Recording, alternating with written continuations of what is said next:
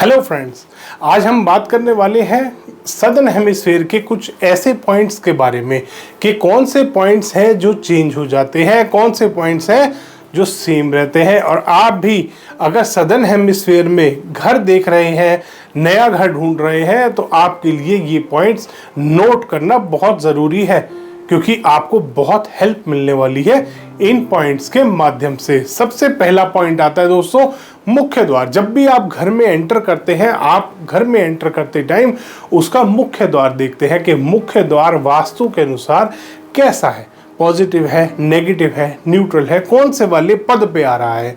पद निकालने के लिए आपको ध्यान करना है कि आप कभी भी किसी भी प्रकार के चक्र का इस्तेमाल ना करें।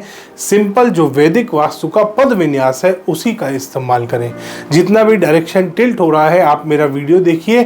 टिल्ट का भी मैंने आपको बताया किस तरीके से पद विन्यास करना है और किस तरीके से आपको अपने घर का मुख्य द्वार निकालना है। इसमें सबसे पहली चीज आपको अपने घर का मुख्य द्वार देखना है सदर्न हेमिस्फीयर में। दोस्तों, जैसे नॉर्दर्न हेमिस्फीयर में आप प्रेफर करते हैं नॉर्थ और ईस्ट डायरेक्शन, इसी तरीके से सदर्न हेमिस्फीयर में आपको प्रेफर करना है साउथ और ईस्ट डायरेक्शन को।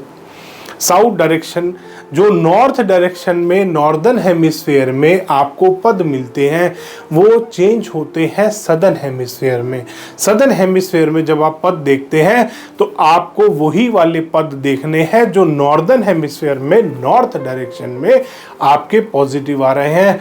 उसी तरीके से आप अपनी दिशाएं, आप अपना मुख्य द्वार का एग्जैक्ट पॉइंट निकाल सकते हैं।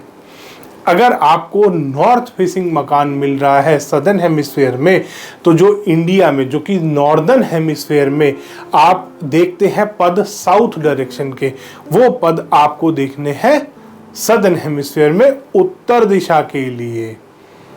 इसी तरीके से जब आप किचन की बात करते हैं तो किचन का प्लेसमेंट आपको देखना है। प्लेसमेंट आपका इसी प्रकार होना चाहिए कि किचन आपकी नॉर्दर्न हेमिस्फीयर में साउथ ईस्ट डायरेक्शन में आती है। सदर्न हेमिस्फीयर में किचन चेंज होगी आपकी। सदर्न हेमिस्फीयर में जो आपकी किचन की पोजीशन बनेगी वो नॉर्थ ईस्ट की तरफ चली जाएगी। किचन का इंटीरियर आपको ध्यान करना है। इंटीरियर किचन का एज इट इज रहेगा। जो आपकी कुकिंग पोजीशन है, जो आपका सिंक है, जो आपका बाकी सारी चीज़ों की प्लेसमेंट है किचन में, वो एज इट इज रहेगी। इसी तरीके से मास्टर बेडरूम की बात आती है। मास्टर बेडरूम भी आपका चेंज होता है। इवन सदर्न हेमिस्फीयर में आपको ध्यान करना है जो स्लीपिंग पोजीशन की बात आती है। सदर्न हेमिस्फीयर में अगर आप देख रहे हैं, अपनी स्लीपिंग पोजीशन ढूंढ रहे हैं, तो आप नॉर्थ की तरफ सिर करके सो सकते हैं, क्योंकि वहां पर जो नॉर्दर्न हेमिस्फीयर में मैग्नेटिक फील्ड नॉर्थ पोल का मिलता है आपको।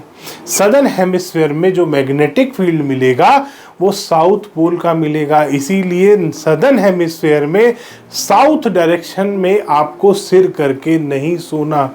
आपके साथ बहुत सारी ब्रेन से रिलेटेड आपको डिजीज होने के चांसेस बहुत बढ़ जाते हैं अगर सदर्न हेमिस्फीयर में आप साउथ की तरफ सिर करके सोएंगे।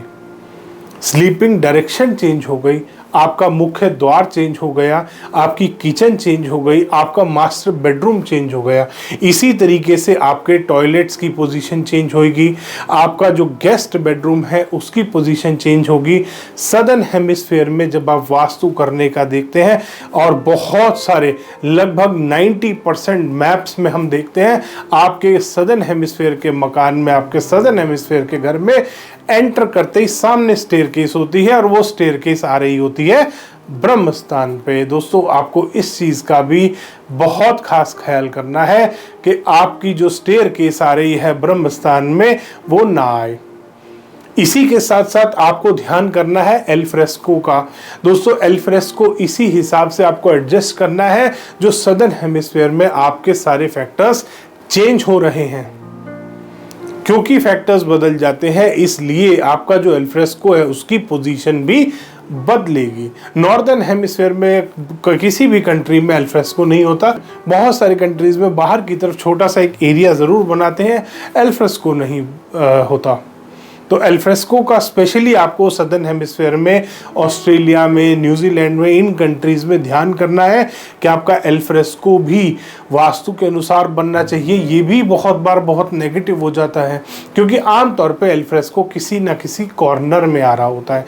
अगर कॉर्नर में आएगा तो वहाँ ओपनिंग होगी, ओपनिंग आपके लिए नुकसानदायक हो सकती है, गलत दिशा की। तो इस चीज़ का खास ख्याल करना है। एक और बहुत बड़ा फैक्टर आता है सदर्न हेमिस्फीयर में कि आपका घर के जो बैकयार्ड है उसमें आपके पास ज़्यादा स्पेस होता है as compare to front side. Front side में कम स्पेस होता है आपके पास। सदर्न हेमिस्फीयर के और भी बहुत सारे कंट्रीज में ऐसा होता है, स्पेशली सदर्न हेमिस्फीयर के किसी भी आप कंट्री में देख लीजिए, आपके पास घर के फ्रंट में कम एरिया खाली मिलता है, आपको घर के बैक साइड में आपको ज़्यादा एरिया खाली मिलता है। इसी तरीके से आपको जो आपके हीटिंग इक्विपमेंट्स लगते हैं उनका ध्यान करना है कि हीटिंग इक्विपमेंट्स भी आपके जो सदर्न हेमिस्फीयर का वास्तु अप्लाई कर रहे हैं अपने घर में उसी हिसाब से सारे आने चाहिए दोस्तों। तो ये है दोस्तों सदर्न हेमिस्फीयर का वास्तु कितना चेंज होता है, हमने इस बारे में बात करी। कैसे कैसे कौन कौन से फैक्टर्स चेंज होते हैं, कौन कौन सी चीज़ें चेंज होती हैं सदर्न हेमिस्फीयर। दोस्तों वीडियो अगर पसंद आया तो इसको लाइक करें, शेयर करें और चैनल को सब्सक्राइब करना ना भूलें।